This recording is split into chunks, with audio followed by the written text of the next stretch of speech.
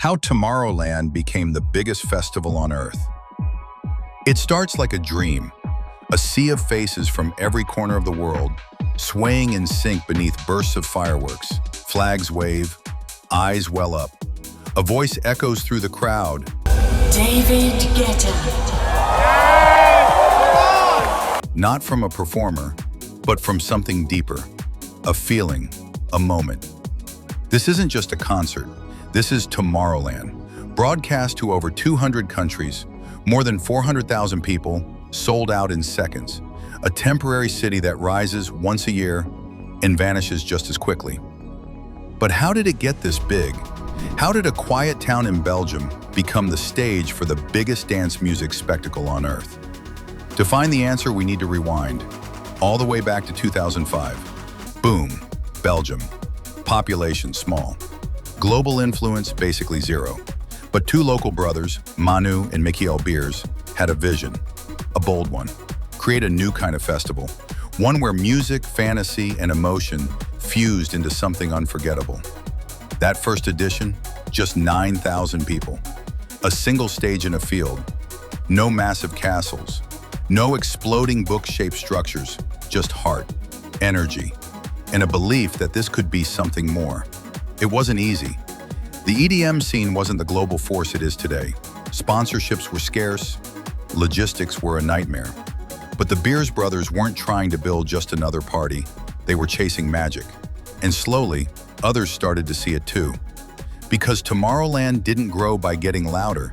It grew by getting deeper, by building a world, one that didn't end when the music stopped. Soon, it wasn't just about who was playing. It was about where you were. Standing in front of a stage shaped like a spell book, dancing under glowing trees, walking through a village where even the trash bins were designed to match the theme. Every detail told a story. Every year was a new chapter. The Book of Wisdom, Elixir of Life, the story of Planaxis. These weren't just titles. They were invitations to another universe. You didn't just attend Tomorrowland, you stepped inside it. And the people felt it. The festival became a pilgrimage. Fans traveled across oceans for a few days of fantasy. Artists who once played tiny stages now begged to return. Word spread, not just in Europe, but around the globe. Tomorrowland had become more than a music festival. It was a movement, a myth in the making. As the world entered the 2010s, something shifted. Dance music wasn't underground anymore. It was exploding, filling radio stations, topping charts, and lighting up clubs from Miami to Mumbai. And riding that wave, Tomorrowland didn't just grow, it erupted. Ticket demands surged. In 2011, it sold out in less than a day. The next year, minutes. By 2014, tickets vanished in under an hour. Even though over 360,000 people wanted in, fans cried tears of joy just for the chance to go. What changed? Yes, the music helped. Avicii, Swedish house Mafia, David Guetta, Tiesto. They weren't just DJs anymore, they were icons. And Tomorrowland was their cathedral. But the secret wasn't just sound, it was feeling, it was story, and it was the after movies. These short films, equal parts documentary and dream, captured something few festivals could: pure cinematic emotion. Sunset hugs, strangers turned soulmates, flags from opposite sides of the world dancing as one. Fans didn't just watch them, they lived them, over and over. A new generation wasn't just discovering EDM, they were discovering Tomorrowland as a way of life. And then came DreamVille, not just a campsite, but an entire village.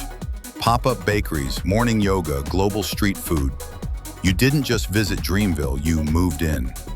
It became the beating heart of the Tomorrowland experience, a place where phones stayed in pockets and moments stayed alive. Soon, one weekend wasn't enough. By 2014, the festival expanded to 2 full weekends, doubling capacity, but not losing an ounce of its magic. In fact, the demand only grew stronger. But Belgium couldn't hold it all. The world wanted more, and Tomorrowland was ready to answer. First came Tomorrow World, landing in the lush forests outside Atlanta. Then, Tomorrowland Brazil, pulsing with South American energy. Even the snow-covered Alps saw a winter edition, bringing fire to the cold. And for those who couldn't attend in person, there was Unite, synchronized events held around the world, where local crowds danced under the same visuals and lights, live streamed straight from the Belgian main stage. It wasn't just global in reach, it was global in real time.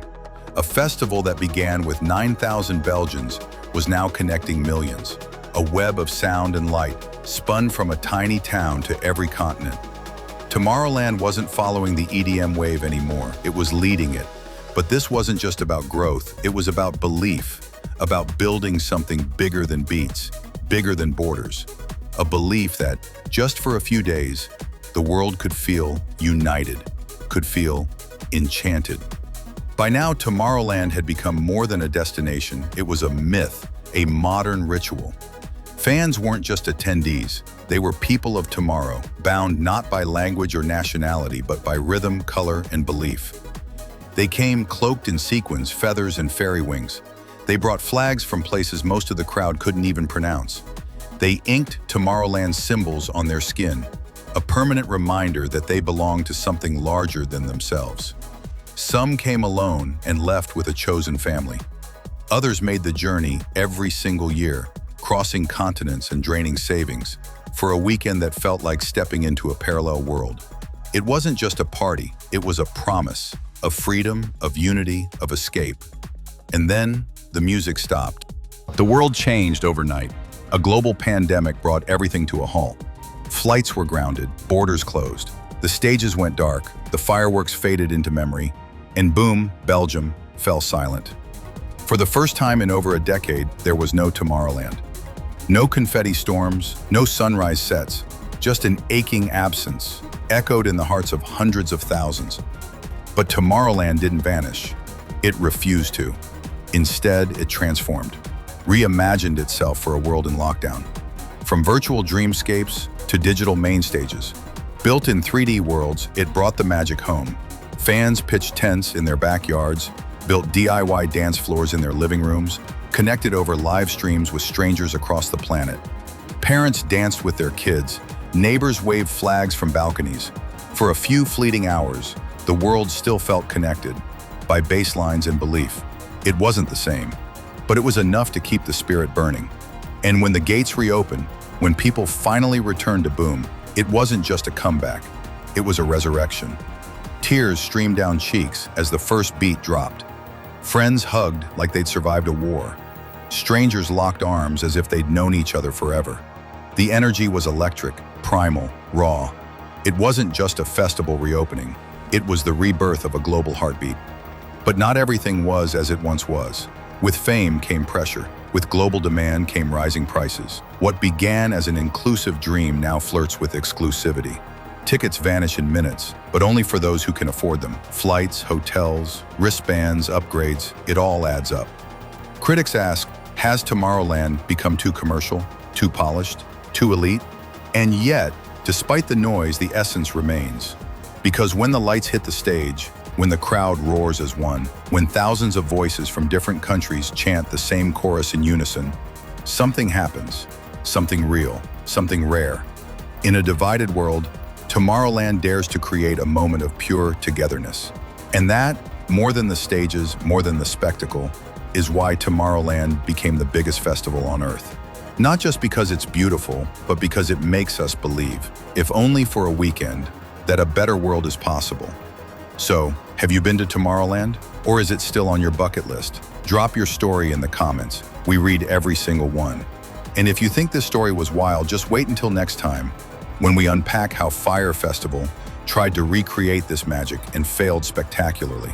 Subscribe now, and remember, live today, love tomorrow, unite forever. But not everything has come back unchanged.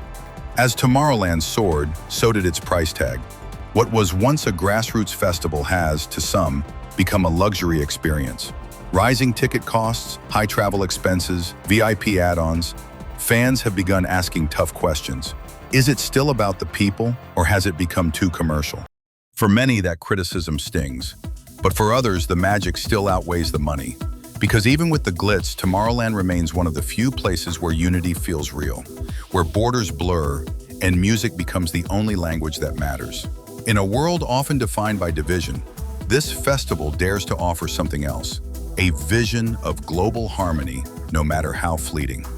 And that, maybe more than the lights, the sound, or the spectacle, is why Tomorrowland became the biggest festival on Earth.